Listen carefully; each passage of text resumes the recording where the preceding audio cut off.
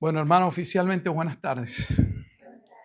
Damos, como siempre, gracias a nuestro buen Dios por cada jueves que Dios nos da la oportunidad de podernos reunir, congregar como iglesia local. Continuamos el estudio del Salmo 119 o el estudio de los Salmos, solo que hemos estado en el Salmo 119.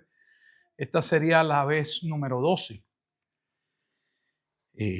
Así que hemos estado aquí, nos faltan 12 videos más si Dios lo permite, en el Salmo 119.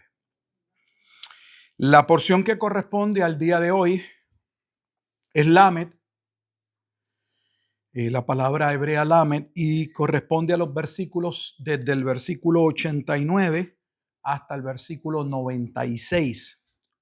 Versículos 89 hasta el 96. Vamos a orar a nuestro buen Dios primero. Damos gracias a Dios porque nos da la oportunidad de continuar los estudios. Bendito Dios y Padre eterno, damos gracias por su amor y su misericordia para con nosotros en Cristo. Agradecidos, oh Dios, de que nos permita poder tener este tiempo como congregación para continuar nuestro proceso, nuestro programa de discipulado. Pues todos somos parte del cuerpo de Cristo y los que son parte del cuerpo de Cristo son llamados a ser discípulos. Por lo tanto, somos estudiantes y debemos aprender su santa y bendita palabra. Y venimos a estudiarla, a entender, oh Dios, que ella es verdad, que ella es lámpara a nuestros pies y lumbrera en nuestro camino, como este mismo Salmo 119 afirma. Permita que tengamos ojos para ver, oídos para escuchar y sobre todo una voluntad dispuesta a obedecer su bendita palabra. Gracias por los hermanos que ya han llegado. Traiga con bien a aquellos que puedan venir de camino. Como siempre le pedimos de principio a fin, toda la gloria y la honra sea para nuestro buen Dios en Cristo Jesús. Mientras también clamamos y oramos, pues sabemos que la misma palabra que edifica el cuerpo de Cristo también es el mensaje con el cual Dios continúa llamando a pecadores al arrepentimiento. En Cristo Jesús damos gracias en todo y por todo. Amén. Vamos a dirigirnos al Salmo 119. Iniciamos en el versículo 89, Lamed, y dice la bendita palabra de nuestro buen Dios: para siempre, oh Jehová, permanece tu palabra en los cielos. De generación en generación es tu fidelidad. Tú afirmaste la tierra y subsiste. Por tu ordenación subsisten todas las cosas hasta hoy, pues todas ellas te sirven. Si tu ley no hubiese sido mi delicia, ya en mi aflicción hubiera perecido. Nunca jamás me olvidaré de tus mandamientos, porque con ellos me has vivificado. Tuyo soy yo, sálvame, porque he buscado tus mandamientos. Los impíos, me han aguardado para destruirme, mas yo consideraré tus testimonios. A toda perfección he visto fin. Amplio sobremanera es tu mandamiento. Esta es otra porción, otra división con la letra hebrea, la consonante Lamed. Esta sería la letra número 12. Y en esta porción vamos a poder ver una vez más, si nos fijamos en quién habla, cómo habla, y la situación que ya ha venido contando y mostrando que le aflige y en la que ha ido pidiendo, porque no es la primera vez, que Dios lo salve. Pero lo salve no tanto se observa de los impíos o enemigos de Dios, que los salve de desenfocarse de la palabra, que los salve de su alma, que en ocasiones, aunque sabe que Dios es fiel, tiende a preguntarse: oh Dios, eres fiel, pero ¿cuándo vas a actuar? Sé que puedo confiar en ti, pero ¿no podrías actuar ahora? Parece una contradicción, pero es una realidad en nuestra vida.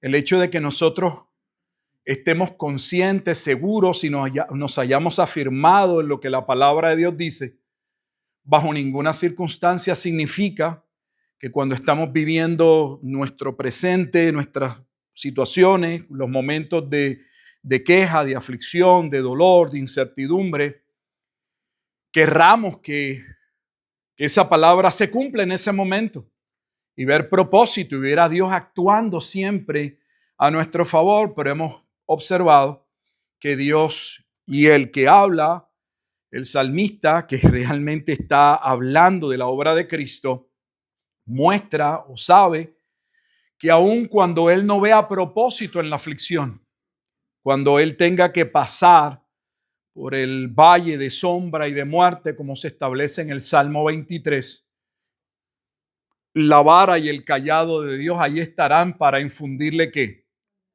Aliento. Pero está todo el tiempo recordándose, pidiéndole a Dios que le haga consciente de la realidad de su presencia, de su bondad, de su misericordia. Así que con eso en mente vamos a iniciar en el versículo 89, donde lee nuevamente: para siempre, oh Jehová, permanece tu palabra en los cielos. Esto es muy similar, esa porción, a las declaraciones o a la afirmación que hace Jesús en el Sermón del Monte.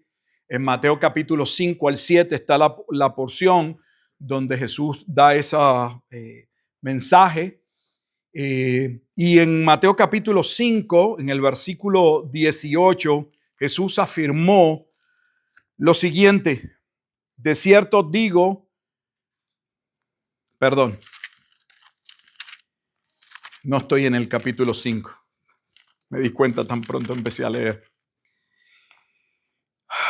Porque de cierto digo que hasta que pasen el cielo y la tierra, ni una jota ni una tilde pasará de la ley hasta que todo se haya cumplido.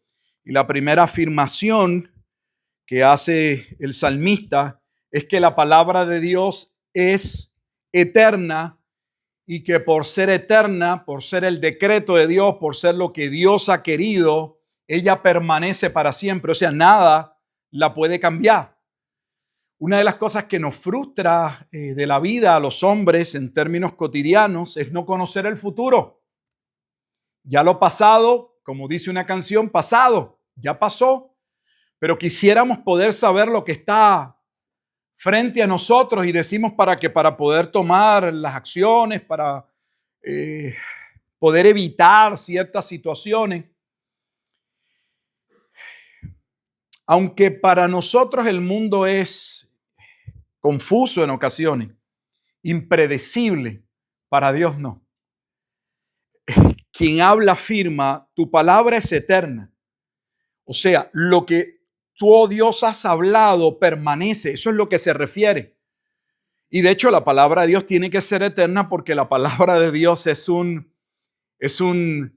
sale de la boca de Dios. Habla de quién es Dios. Y si Dios es eterno, lo que Él habla, lo que Él asevera, nada ni nadie, el tiempo, el devenir, los cambios, las situaciones, no pueden alterar lo que Dios ha establecido. Por eso dice: para siempre, oh Jehová, permanece tu palabra. Entonces, no hacemos bien en alejarnos de la Escritura, porque lo que es inamovible, en lo que podemos confiar. Usted podría poner su confianza hoy en algo porque parece seguro. Hay muchas personas, por ejemplo, que están invirtiendo y están todo el tiempo viendo dónde van a colocar a lo mejor sus acciones para buscar alguna ganancia. pero esas cosas son inciertas. Podrían en algún momento dado proveerle, no sé, una ganancia.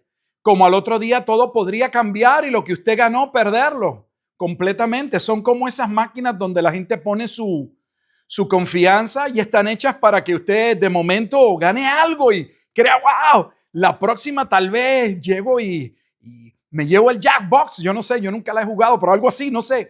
A lo mejor estoy diciendo un disparate, pero usted le va a dar y ahí le va a dar un montón de moneda. Y le hace creer esa falsa realidad. Cuando usted sale, la gran cantidad de personas salen con las mezclillas, no hay monedas. Su cartera está vacía.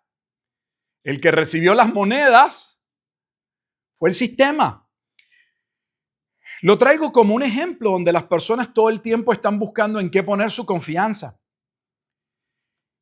Y nuestra confianza, si queremos realmente caminar en la vida a pie seguro, en un terreno firme, donde no nos vamos a encontrar más adelante tierra movediza y nos podríamos hundir y no poder salir de esa tierra movediza, necesitamos poner nuestros pies, vivir nuestras vidas sobre la palabra de Dios.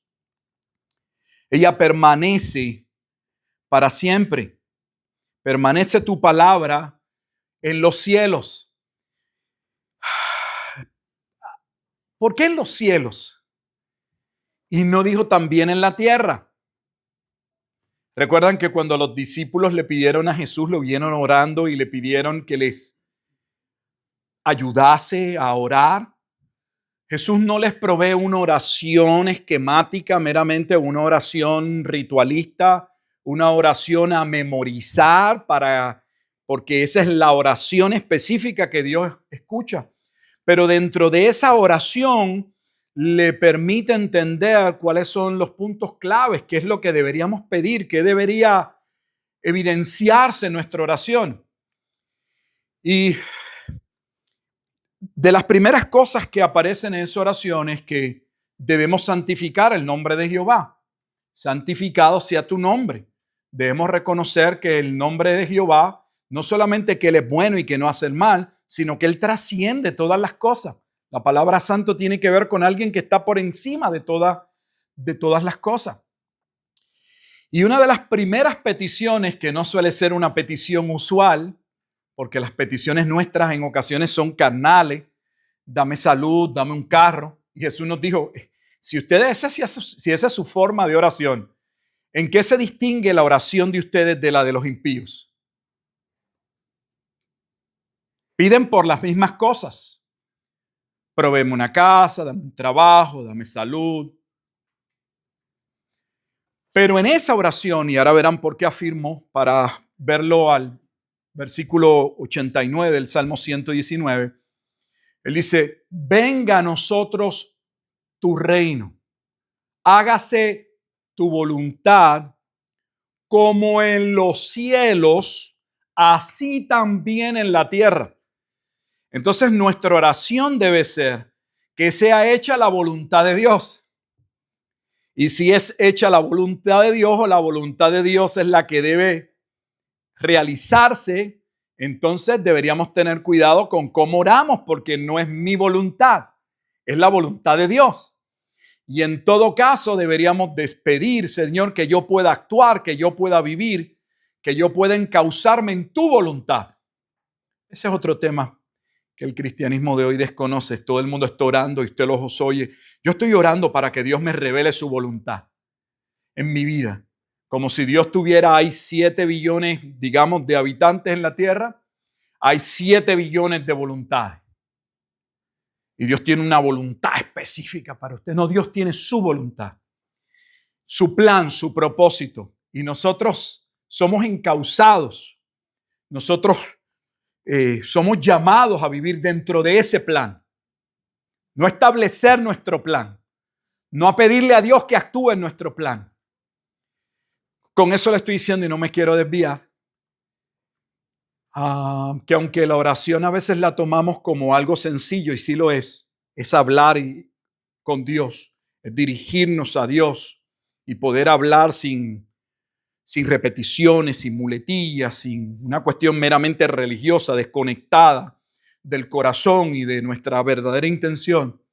No obstante, requiere conocimiento, lo que significa que hay muchas oraciones que no se conforman a la voluntad de Dios y que oramos mal. Eso usted lo puede ver si luego lo quiere ver en Romanos capítulo 8, en el versículo 26 y 27 por allá. Antes del 28, que usted lo conoce, que es el que claramente establece que en todas las cosas obran para bien para aquellos que han sido llamados conforme, ¿verdad?, a ese propósito, esa voluntad de nuestro buen Dios. El punto es que la palabra de Dios permanece en los cielos, donde es desobedecida todo el tiempo en la tierra. Por eso la petición, Señor, como tú eres exaltado en los cielos, como los ángeles te rinden culto, como los ángeles te sirven, que de esa misma manera nosotros podamos honrarte. De generación en generación, versículo 90, es tu fidelidad. Fíjese que no solamente ya nos dice que la palabra de Dios es eterna y por lo tanto permanece, o sea, no cambia. Pero ahora vemos que si no cambia, es verdadera o es fideligna para toda persona, en todo lugar y en todo tiempo. Cuando algo es verdadero, no se circunscribe meramente a algo local. Es un principio, es una verdad inmutable, no cambia. Y él dice, de generación en generación es tu fidelidad. Muchas cosas pueden cambiar, es lo que está diciendo en el mundo. Pero tu palabra no cambia, sigue la misma línea de pensamiento. Lo que tú estableciste, nada lo puede alterar. No hay nada en la tierra que pueda cambiar los designios o la voluntad de Dios. No importa las generaciones que pasen, podemos continuar confiando en su palabra. ¿Y por qué eso es tan importante? Bueno, porque estamos leyendo un libro que se escribió hace muchas generaciones atrás, que permanece y que es fideligno y que por lo tanto sigue teniendo bendición y contribuye a nuestra vida. No queda atrás. Esa palabra es tan importante que el versículo 90 dice, tú afirmaste la tierra y subsiste.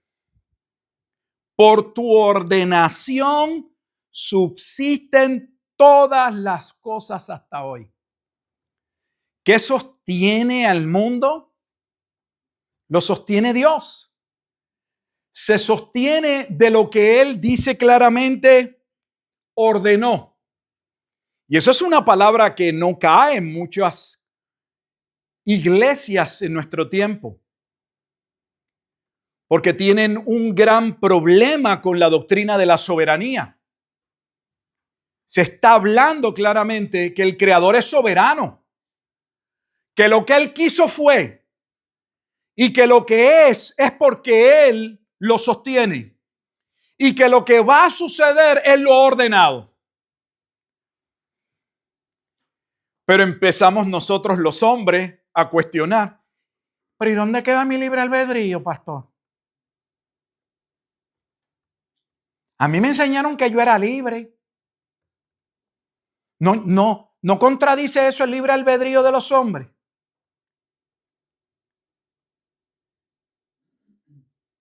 En ningún lugar aparece la palabra libre albedrío, lo hemos hablado en muchas ocasiones. Sin embargo, estamos conscientes de que usamos términos teológicos que aunque la Biblia no menciona, no obstante, se desprenden de la Escritura y los usamos, como la palabra Trinidad. No va a hallar la palabra Trinidad en la Escritura, pero es un término que responde a que Dios se presenta como un solo Dios y a la vez en tres divinas personas. Y el término Trinidad pretende recoger, resumir esa verdad de que Dios es uno, pero a la vez en ese uno hay tres divinas personas. Pero cuando hablamos de que Dios le haya dado al hombre la libertad para decidir por sí mismo lo que quiere hacer con su vida, eso no existe. Dios nunca creó al hombre y le dijo, aquí estás, puedes hacer con tu vida lo que tú quieras. Te he dado una libertad, decide. Eso no es lo que dice la Escritura. Dios crea al hombre e inmediatamente delimita, establece, manda, ordena dónde el hombre iba a vivir. De hecho, el hombre ni tan siquiera busca dónde va a vivir. Dios lo coloca. Aquí vas a vivir. Y este es tu trabajo. Y esta es tu mujer. Y esta es tu responsabilidad familiar. Yo no sé qué Biblia leen algunas personas, con todo respeto. No sé qué Biblia leen.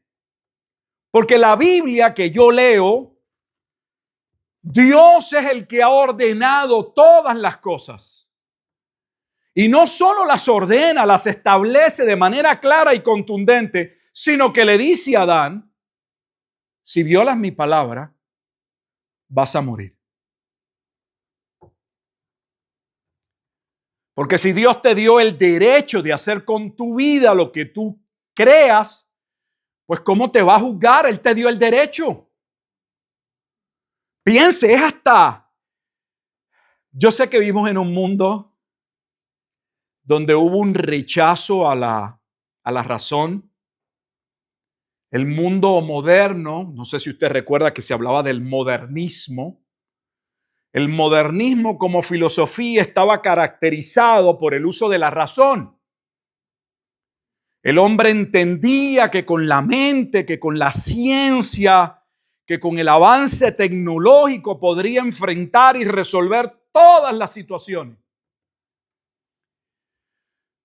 Pero ese hombre vio las primeras guerras mundiales y vio tantas cosas.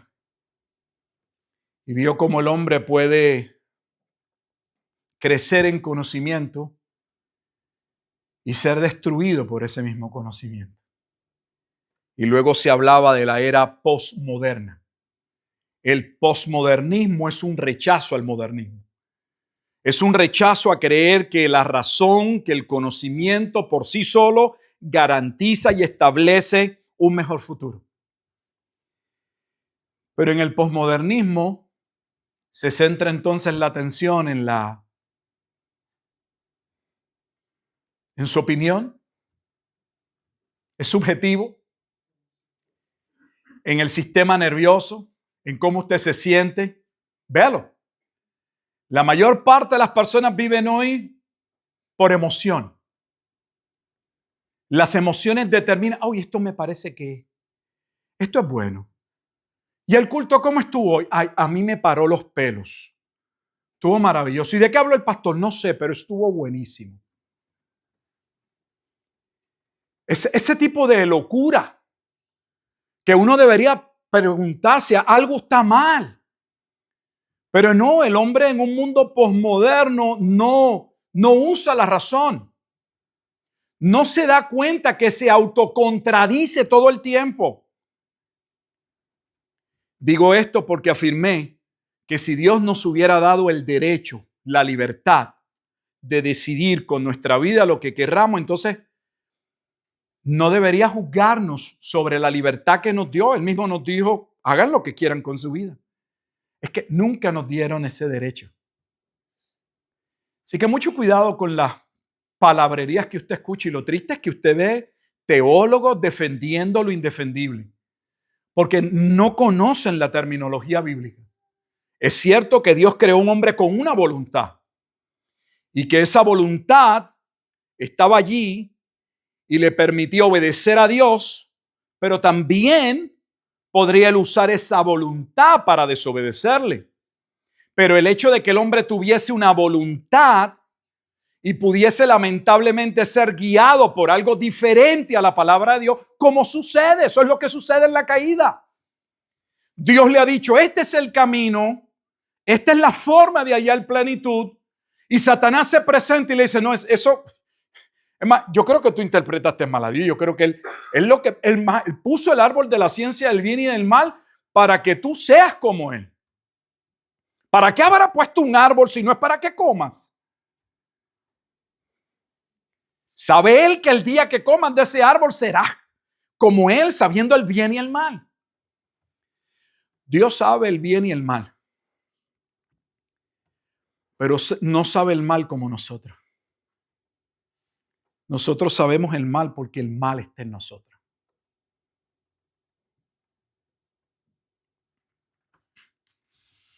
Dios ordenó todas las cosas y las sostienen sin desviarme. Ese versículo 91 no nos muestra entonces que Cristo tiene que ser Dios. Te dirá, pastor, ¿cómo que el Salmo 119, versículo 91 establece que Jesús es Dios? Deje su dedito ahí, marque el Salmo 119 y vaya conmigo al Evangelio de Juan, capítulo 1, y usted va a ver qué es lo que estoy afirmando. Las referencias no siempre tienen que estar al pie de la página. Uno va estudiando y va viendo las conexiones. Si Dios es el que estaba desde la eternidad, el que creó todas las cosas, segundo, y el que las sostiene o en él subsisten, y luego esa afirmación que se hace de Jehová es la misma afirmación que se hace del verbo, ¿cómo alguien puede concluir que el verbo no es Dios? Yo creo que ya les dije por dónde voy. Obviamente, para el buen entendedor, con pocas palabras basta. Juan capítulo 1.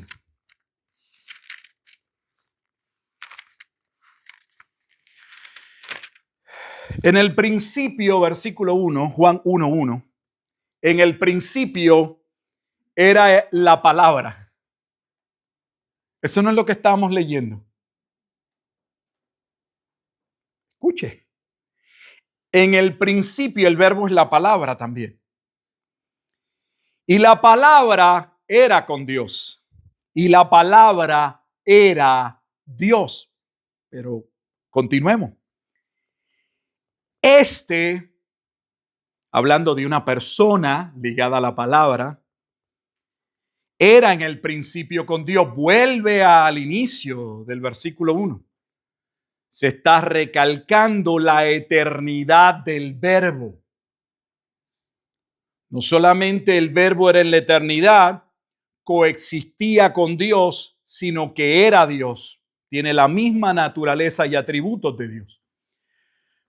Pero el versículo 3 dice, escuche, todas las cosas. Eso no es lo que dice el Salmo 119, versículo 91. Escuche, todas las cosas por Él fueron hechas y sin Él nada de lo que ha sido hecho fue hecho. En Él estaba la vida y la vida era la luz de los hombres. Entonces se está hablando del verbo, de la palabra como eterna, por medio de la cual Dios estableció el mundo y es la luz del mundo, o sea, es lo que permite al mundo vivir. Es exactamente lo que estamos viendo en el Salmo 119. No estoy diciendo que Juan está haciendo una referencia directa al Salmo 119, solo estoy mostrándole que la verdad contenida sobre Jehová en el versículo 91 es la misma verdad que luego vemos que el Espíritu Santo habla acerca de ¿quién? Del Hijo. Por tu ordenación subsisten todas las cosas hasta hoy, pues todas ellas te sirven. Si usted tiene la oportunidad de buscar en, no sé, alguna Biblia que tenga codificación strong, donde usted va, pues es un diccionario, donde va a empezar con una H y tiene un número, la H que es del hebreo, cuando está en el Nuevo Testamento es una G y un número que es griego y el número, usted busque ese número y va a ver que la palabra cuando dice sirven, está hablando literalmente que el mundo creado es un siervo de Dios. O sea que el mundo fue creado para servir a Dios. Somos parte de ese mundo. Entonces fuimos creados para servir a Dios. Pero en ocasiones no lo hemos entendido o perdemos de perspectiva eso y creemos que podemos usar a Dios y que es Dios quien nos sirve. Yo veo muchas personas que cuando predican, cuando hablan, su marco de referencia de lo que es su fe tiene que ver con invitar a Dios a su vida para que Dios les ayude a alcanzar sus metas, sus expectativas. Eso es un Dios que yo llamo, que traigo a mi vida para que me sirva. No soy yo el que busco hacer la voluntad de Dios, el que debo alejarme de aquello que me separa de la voluntad de Dios, el que debo romper con todo aquello que es contrario a la voluntad de Dios. La mente de algunos cristianos es que la vida cristiana de lo que trata es de que sería bueno si continuamos viviendo nuestra vida, pero nunca tengamos fuera a Dios. Invitémoslo a que nos guíe en la escuela, nos lleve al trabajo, nos protege en el camino, que Él sirva a nuestro propósito. El problema es que eso no es lo que dice la Escritura. Soy yo el que le tengo que servir. La pregunta, ¿cómo servimos a Dios? Vuelvo y les digo, sé que lo mencioné el estudio pasado. Se me hizo el Salmo 119 un poco largo, no en la lectura, me gusta leer, pero dije, creo que voy a cansar a los hermanos con 22 estudios sobre el Salmo 119. Y en algún momento pensé cómo resumirlo. Y vuelvo a decirles, le doy gracias a Dios de que no tomé esa idea o Dios no me permitió irme por ese lado. Doy gracias a Dios. El versículo 92 lo conecta con Cristo. Y conecta todo al Salmo 1. Ya va a ver por qué. Si tu ley no hubiese sido mi delicia, ya en mi aflicción hubiera perecido. Está hablando del justo que haya deleite en la palabra de Dios y que ese justo está siendo perseguido, menospreciado. ¿Quieren destruirlo? ¿Quiénes? Adelanto en el versículo 95. Los impíos me han aguardado para destruirme. ¿Sabe que esa palabra impío, si vuelve a hacer el ejercicio en un interlineal, esa palabra que se traduce aquí impíos es la palabra que se repite una y otra vez en el Salmo 1 como los malos? Vaya al Salmo 1 y mire, si lo leemos de esta manera, lo va a entender mucho mejor.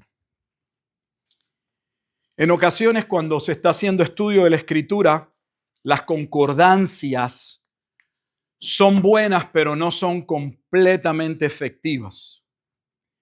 Me refiero a una concordancia en la que usted va a buscar un término, una palabra, para ver dónde esa palabra aparece en la Biblia. Nos ayudan bastante. El problema es que esas concordancias solo van a darnos el pasaje donde se ha traducido literalmente con esa palabra. ¿Cuál es el problema? Que el verdadero estudio se tiene que hacer en el idioma original. ¿Por qué razón? Porque una misma palabra en griego puede traducirse malo como impío. Y usted podría pensar que, bueno, sí está hablando, los malos son impíos y los impíos son malos. Pero usted no lo contaría en su estudio, no podría ver que está haciendo una referencia, por ejemplo, al Salmo 1. ¿Por qué? Pues porque son dos palabras distintas. Pero cuando usted busca la palabra hebrea y busca lo que yo he llamado en el libro que escribí sobre interpretación bíblica, la regla de primera mención, la regla de primera mención es dónde por primera vez se comenzó a usar ese término y cuál era el significado. Y es importante buscarlo desde el inicio, si está en Génesis, cómo empezó a usarse en Génesis, pero también es muy significativo el estudio de las palabras dentro del libro de la carta. ¿Por qué? Porque dentro de un libro o una carta, una palabra puede tener varios significados y un autor estar usando un significado específico. Y usted va a ver el énfasis viendo el uso de esa palabra a través de la carta o del libro. Cuando usted busca la palabra impíos del Salmo 119 y va a los salmos, las primeras menciones son en el Salmo 1. Vea cómo va a leer si cambiamos malos por impíos y va a entender. Bienaventurado el varón que no anduvo en consejo de impíos, ni estuvo en camino de pecadores, ni en silla de escarnecedores se ha sentado, sino que en la ley de Jehová está ¿qué? Su delicia, lo que dice básicamente el Salmo 119 que acabamos de leer. Y en su ley medita de día y de noche, lo que confirma el Salmo. Él no se aparta nunca de esa palabra, permanece en ella. Será como árbol plantado junto a corrientes de aguas, que da su fruto en su tiempo y su hoja no cae y todo lo que hace prosperará. No así los impíos, que son como el tamo que arrebata el viento. Por tanto, no se levantarán los impíos en el juicio. Entonces uno puede ahora entender y ver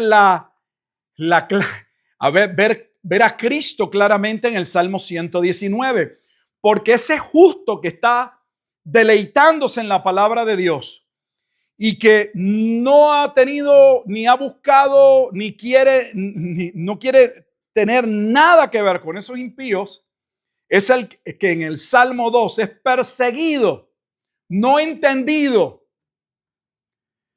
porque en la ley de Jehová está su delicia. ¿Y quién nos dice el Salmo 2 de quién habla? Pues lo hemos visto muchas veces, no hay que hacerlo. Cuando Pedro utiliza el Salmo 2 en Hechos capítulo 4, dice que el Salmo 2 hablaba de Cristo. Y que principalmente esos impíos no eran los gentiles. Sería el propio pueblo quien rechazaría al justo.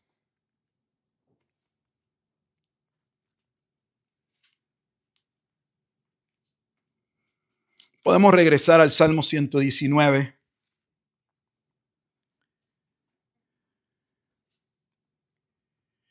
El versículo 92 es clave y yo le diría que es un pasaje que es práctico, tiene un principio poderosísimo si podemos entenderlo, porque mire lo que dice. Si tu ley no hubiese sido mi delicia, más allá de conectarlo con Cristo, como un principio, lo que dice, lo que representa para todos nosotros, ya en mi aflicción hubiera ¿qué? Perecido.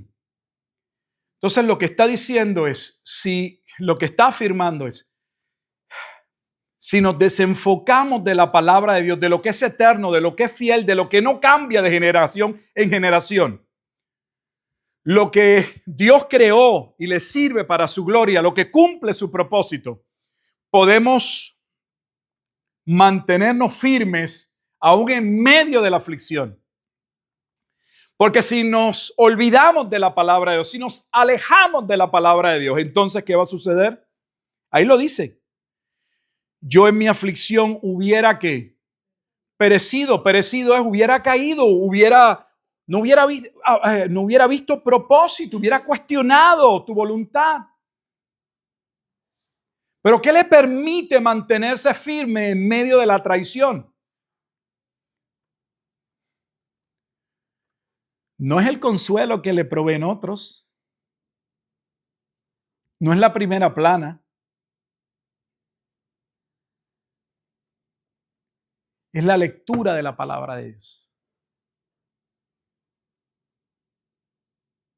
Por lo tanto, dice el versículo 93, nunca jamás me olvidaré de tus mandamientos, porque con ellos me has vivificado. Esa palabra vivificado está entrando en comparación con ¿qué? Con hubiese perecido. sea, tu palabra ha sido vida para mí. Es la vida que me sostiene. Esas no fueron las palabras de Jesús cuando nos dijo categóricamente que no tan solo de pan vivirá el hombre, sino de toda palabra que procede de la boca de Dios. Nosotros alimentamos nuestro cuerpo físico y algunos más que otros, se nota.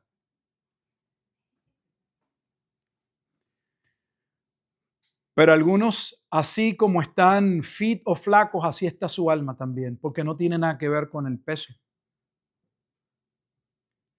Hay gente que solo come para mantener su cuerpo funcionando. Pero note que este alimento tiene que ver mucho más allá que con la vida natural o biológica. Tiene que ver con nuestra alma, con nuestra mente, con nuestros pensamientos, con no dejarnos sucumbir, con no dejarnos que las aflicciones no hagan un nido en nuestra cabeza. Ellas van a venir siempre, pero usted no tiene que dejar que hagan un nido en su cabeza. De momento usted se pregunta, ¿qué voy a hacer? ¿Cómo vamos a hacer? Usted le dice a su esposo, su esposa al esposo, ¿qué vamos a hacer? Yo no sé, mujer, yo no sé. Vamos a continuar siendo fieles a Dios. Jehová proveerá. Él ha prometido suplir nuestras necesidades. Usted no sabe de dónde va a salir. Usted no está declarando que Dios va a multiplicar un árbol que tiene atrás y van a salir Jefferson y Washington. Billetes de americanos en la planta. Usted está guardando en que Dios va a proveer, en que sea lo que sea. Dios tiene un plan. Ellos me han vivificado. Tuyo soy yo. Tuyo soy yo. ¡Wow! Si hay algo que caracteriza al ser humano en su estado caído, es ese yoísmo. Lo hemos dicho. Yo. Esto es mío. Y de lo primero que nos adueñamos, sin darnos cuenta y lo tomamos natural, esta es mi vida. Pues no sé si se moleste o debería entender que no es su vida. Tal vez nadie te lo ha dicho. No es tu vida. De hecho, vas a dar cuenta por esa vida porque no es tuya. Por eso el dador de la vida te va a llamar a cuenta. Porque no es tuya. Si fuera tuya, no necesitarías a Dios. Significa que eres eterno, que tú vives por ti mismo. Dios es el único que tiene vida en sí mismo. El Zoe que habla el griego, la esencia de la vida está solo en Dios. Nosotros vivimos porque Él lo permite. Él nos sostiene, Él sostiene todas las cosas. No está hablando solo del mundo, está hablando de toda la creación. Pero nosotros vivíamos como si esta es mi vida. Y sí lo es solo en el sentido de la responsabilidad que tenemos sobre nuestras acciones frente a Dios. Pero hay una gran diferencia entre tomar responsabilidad y conciencia de cómo yo vivo ante Dios, a decir, esta es mi vida. Y yo hago con mi vida lo que yo quiero.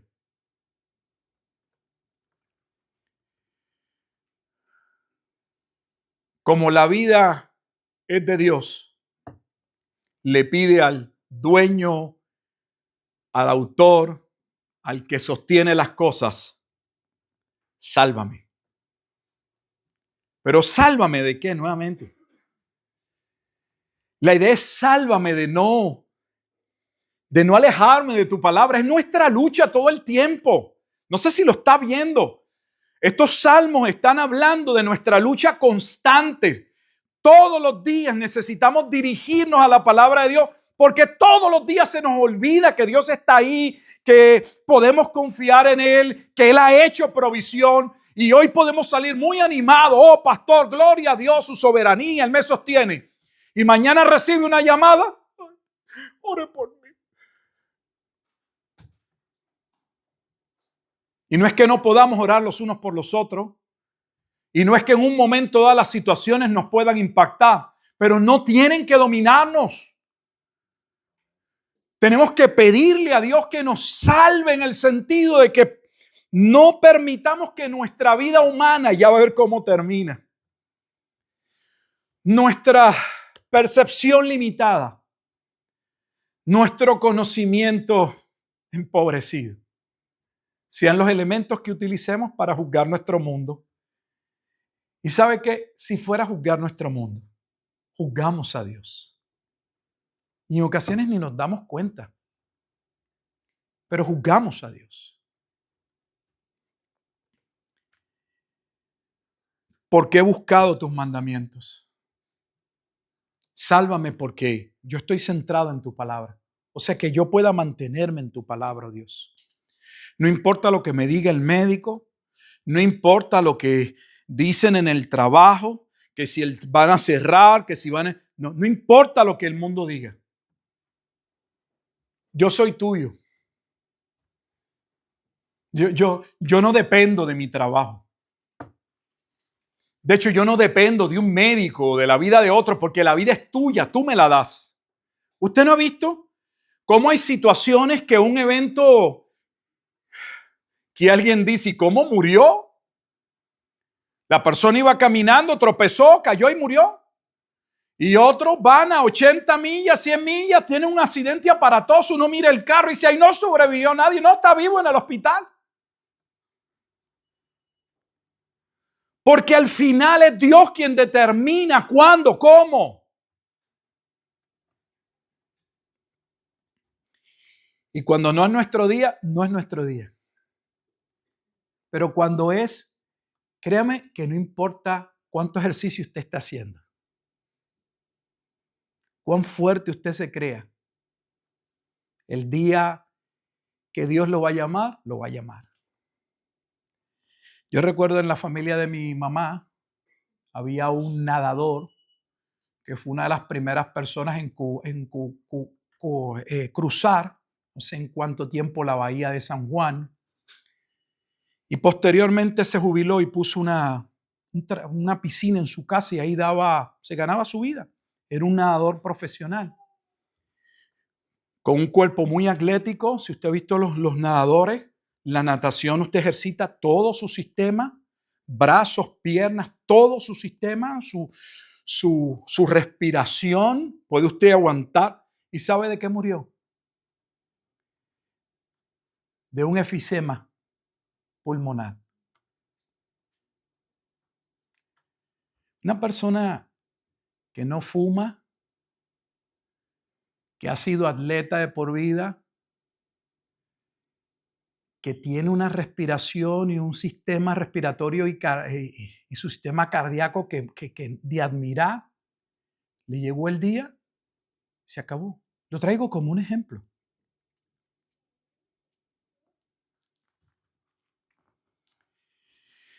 Sálvame, porque los impíos han aguardado para destruirme. O sea, han maquinado, han tramado, han planificado cómo destruirme. Y es el cuadro exactamente de la vida de Jesús. Cuando usted está leyendo, si usted estuviera en el Evangelio de Juan, ya que ahorita lo cité para quedarme ahí a que mencioné a Juan, usted va a ver que la crisis con relación a la persona de Jesús inicia dentro del Evangelio de Juan, en el capítulo 5.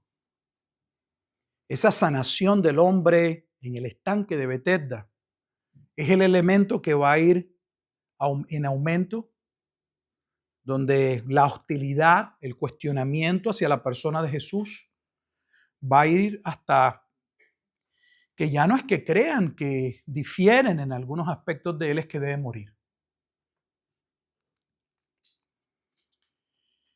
Mientras los impíos buscan para destruirlos, dice, yo consideraré tus testimonios. Yo me quedo anclado en tu palabra. Hermano, usted no puede vivir con la agonía de que otros dicen, que otros pueden hacer. No, no se puede vivir de esa manera. Hay gente que no puede vivir. Si usted vive así, no va a vivir nunca bien. De hecho, el que trata de agradar a las personas nunca va a poder vivir bien. Usted agrade a Dios. Nunca va a poder satisfacer a todo el mundo. Nunca, ni a usted mismo. Nunca.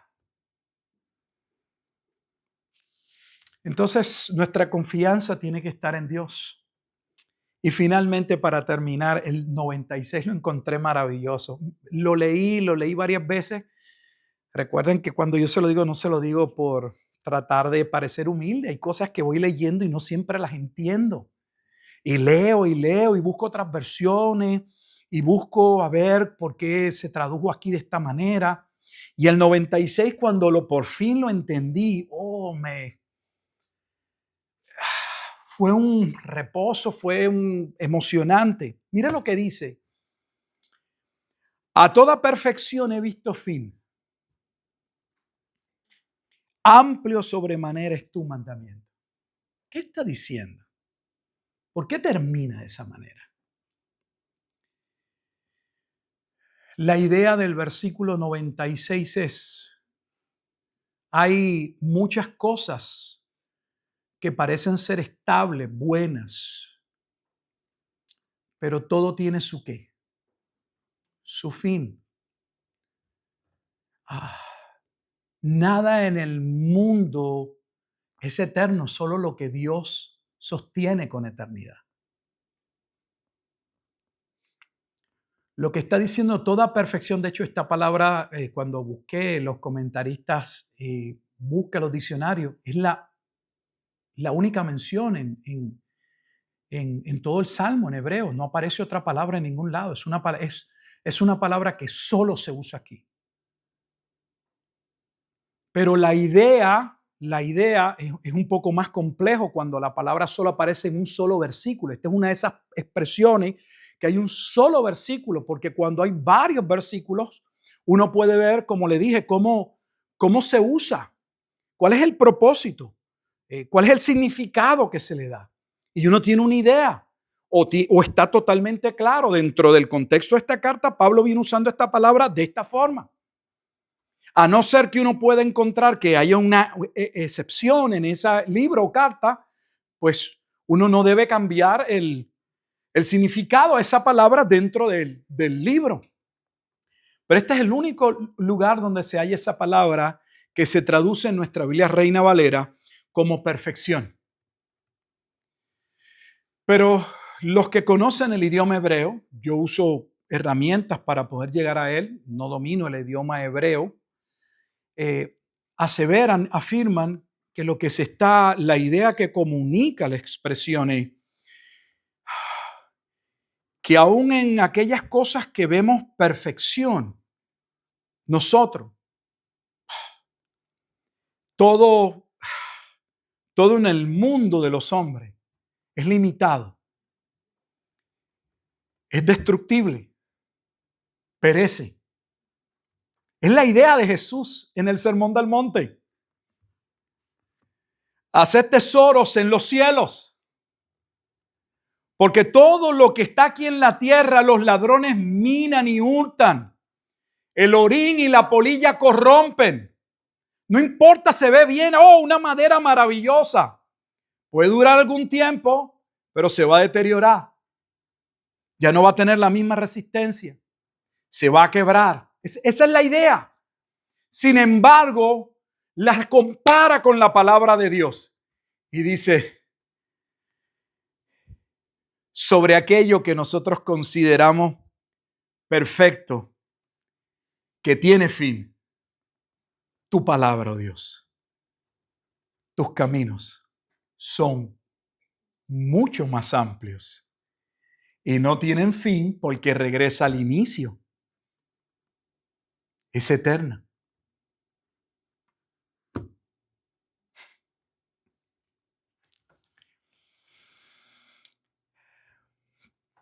Resumimos para poder concluir y terminar el estudio. Pasamos por los versículos viendo su contenido, qué describe, las verdades que se muestran, pero en términos de la praxis, de la práctica, del diario vivir, ¿qué verdad, pastor, comunica este pasaje? ¿Qué me dice? Dice muchas cosas si he estado prestando atención. En primer lugar, que solo hay dos maneras de vivir: bajo la voluntad de Dios o fuera de la voluntad de Dios. Que no vale la pena poner la mira en las cosas del mundo, porque todo lo que hay en el mundo perece. Pero sí vale y es importante colocar las cosas en las cosas de Dios, porque esas permanecen. Que si nuestra vida no está cimentada sobre la palabra de Dios y nuestros ojos no están constantemente sobre la palabra, cuando llegue la aflicción nos vamos a hundir. Véalo, posiblemente usted puede ver algún día donde usted empezó ese día bien, en oración, aunque fuera leyendo alguna porción de la Escritura y recibió una mala noticia o recibió algo. Ese día no es igual a si usted hubiese pasado el mismo momento, la misma crisis, la misma noticia, pero usted no hubiese iniciado orando y con la Escritura. Gran parte de nuestra batalla, dice la Escritura, se da ¿dónde? En nuestra alma, en nuestra mente, en nuestros pensamientos. Por eso tenemos un montón de personas que necesitan fármacos, porque ellos no, todo les agobia, ellos, todo lo que oyen determina lo que ellos son. No, quien determina lo que yo soy es Dios. Quien determina mi fin es Dios. Quien me sostiene es Dios. A quien sirvo es a Dios. Entonces eso cambia, pues, con todo respeto, cambia todo el panorama. Todo el panorama. Y finalmente nos recuerda que aunque vivimos en un mundo finito, creado con limitaciones, y que aún lo que parece completo, perfecto, tiene un fin, lo único que no tiene fin, lo único que trasciende a todas las cosas, es Dios y su palabra. Entonces Dios nos ayude a mantenernos en su palabra. Fíjese que cada estudio que hemos visto del Salmo 119, lo abordamos a veces de maneras un poco diferentes, pero volvemos al mismo punto. Es como si Dios insistentemente nos estuviera diciendo: es hora de que pongas tus ojos, tu mirada y tu confianza en mi palabra. Y vuelve y no lo repite la próxima vez. Y vuelve y no lo repite la próxima vez. Y tal vez te pregunte, ¿y por qué no lo repite una y otra vez? Porque no hacemos caso. Porque los seres humanos a veces hablamos de más. Pero Dios tiene una economía para lo que habla maravillosa. Él no es palabrero. Dice lo que tiene que decir, cuando tiene que decirlo, y no se puede mejorar lo que Él dice. Pero en ocasiones nosotros no queremos escuchar. O queremos escuchar para decirlo diferente, pero algo contrario. Dios nos ayude a mantenernos en su palabra. Oramos. Amado Dios y Padre eterno, damos gracias una vez más por este tiempo, este espacio, este lugar en el que podemos congregarnos, tomar el tiempo de salir de nuestros hogares, recorrer un tramo largo para venir a ser instruidos, a ser llevados a cumplir con su palabra, a recordar su palabra, que tanto lo necesitamos. Damos gracias por su palabra. Damos gracias porque usted sostiene las cosas, porque ellas sirven a su propósito, porque usted las ordena, y significa que aunque nosotros no veamos orden o entendamos que otros son los que están gobernando la realidad, es que cumplen su plan y su designio, aunque nosotros en ocasiones no entendamos cómo. Ayúdenos, oh Dios, a vivir por su palabra, a no dejarnos ahogar en el mar de aflicción que puede traer este mundo, a sostenernos en esa roca inconmovible que es Cristo. Ayúdenos, Señor. Pues obviamente, si Cristo está aquí, como creemos que está en cada uno de estos salmos, dentro de su rol como Salvador, su obra en su encarnación, el justo dando su vida por los injustos para salvación, y todo el tiempo lo vemos orando y dependiendo de usted, ¿cuánto más deberíamos nosotros orar y buscarle? Pero somos como sus apóstoles. ¿No habéis podido orar una hora? Y volvió nuevamente y los encontró dormidos una vez más. Ayúdenos, oh Dios, a despertar del sueño en que vivimos, de esa letanía, de esa apatía, de esa inconsistencia. Ayúdenos, Señor. Oramos en Cristo Jesús, dándole gracias en todo y por todo, agradecidos porque su palabra nos instruya y pidiéndole, oh Dios, que la misma pueda continuar siendo usada, no solo para edificar a su pueblo, sino para continuar llamando a aquellos que todavía faltan de proceder al arrepentimiento de sus pecados y a la fe en el único Dios y mediador, Jesucristo. Que a Él sea toda la gloria, pues es en Cristo Jesús en quien oramos. Amén. Amén.